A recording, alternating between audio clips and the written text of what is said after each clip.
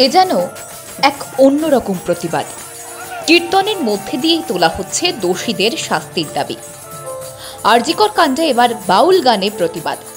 একজোটে রাস্তায় নামলেন সারা ভারত বাউল এবং কীর্তনিয়া শিল্পীরা। সবার গলায় একই সুর, বিচার পাক নির্যাতিতা।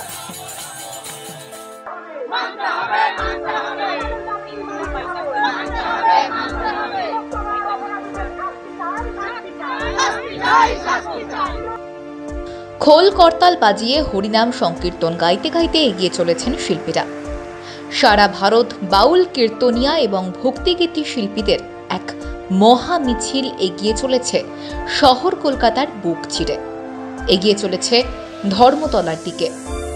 হরিনামের ভাবে সেই মিছিল এগিয়ে চলেছে গান্ধী মূর্তির পাদদেশের দিকে। করার পাশাপাশি যত পশ্চিমবঙ্গে সারা ভারতবর্ষে যত মহিলাদের এইভাবে অত্যাচারিত হতে হচ্ছে, যেন প্রত্যেকের যেন সাজা হয়, আসল দোষীদের যেন সাজা হয়। তাই জন্য আমরা সনাতন ধর্ম থেকে বাউল, কীর্তনের, হরিনামের দলের লোকেরা সব এক হয়ে গেছি।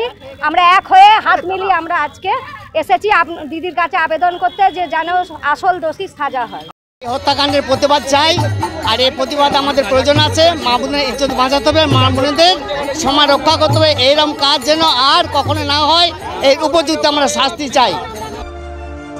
চিকিৎসক এবং স্বাস্থ্যকর্মীদের মিছিলের পাশে ছাত্র, যুব, মহিলাদের মিছিল আমরা দেখেছি। পথে নেমেছেন অভিনেতা, অভিনেত্রীরাও। সাধারণ মানুষের প্রতিবাদ মিছিলও দেখেছি। কিন্তু বাউল, কীর্তনিয়া, ভক্তিগীতি শিল্পীদের মিছিল সম্ভবতই প্রথম। আরজিকরের মতন নৃশংস ঘটনা যাতে আর না ঘটে এবং রাস্তাঘাটে, কর্মক্ষেত্রে নারী সুরক্ষা যেন অটুট থাকে, সেই দাবিতেই পথে নেমেছেন শিল্পীরা। যাতে দোষীরা উপযুক্ত শাস্তি পায়, যাতে মেয়েরা সুরক্ষিত থাকে, রাস্তাঘাটে পথে হাঁটতে যেন কখনো ভয় না পায়, এটা আমাদের দাবি। আমরা সেই গানে গানে এই দাবি আমরা বলছি। হাওড়া স্টেশন থেকে ধর্মতলা গান্ধী মূর্তি, এছাড়াও শিয়ালদা স্টেশন থেকেও ধর্মতলার উদ্দেশ্যে পৌঁছে যায় মিছিলের আরও একটি শাখা। খোল, করতাল, খঞ্জনি আর গলায় হরিনাম নিয়ে পথ হাঁটলেন মিছিলে বাংলার প্রত্যন্ত অঞ্চল থেকে আসা শিল্পীরা।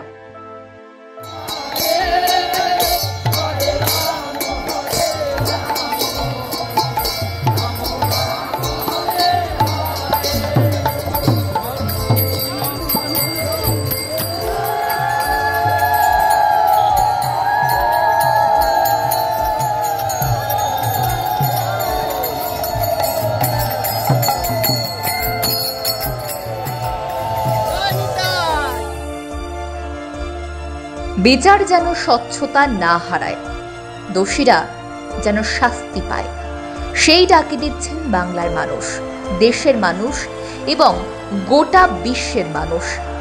সেই ডাকে সাড়া দিয়ে এবার সনাতনী কীর্তনিয়ারাও পথে নামলেন। ব্যুরো রিপোর্ট, মাধ্যম।